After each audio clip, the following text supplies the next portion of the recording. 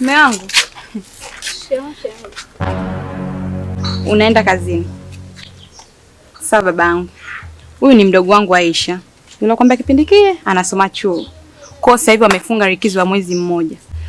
Nikasema yani ni kwenda vijijini sasa hivi manauri mengi mmangu wakati dada yake niko karibu hapa. Kwa hiyo nikaamua tu nimlete hapa tutakuwa naye.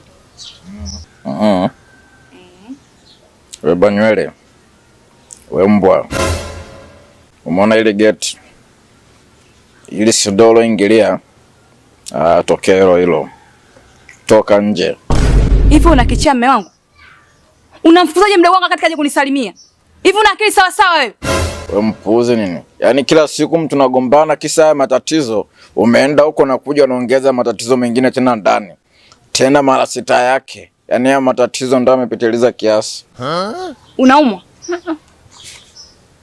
Mungu mbona kunitia aibu mbele mdogo wangu lakini mbona kuwa hivyo? Wewe ni mtu mzima basi, hebu kuwa na akili.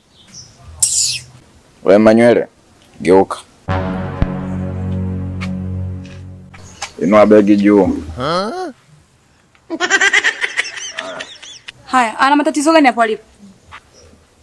Yaani wewe mbwa hauna makalio, alafu umetoka nje unamleta mtu humu ndani, hana kalio kabisa, ana kimbao. Simtaki mimi.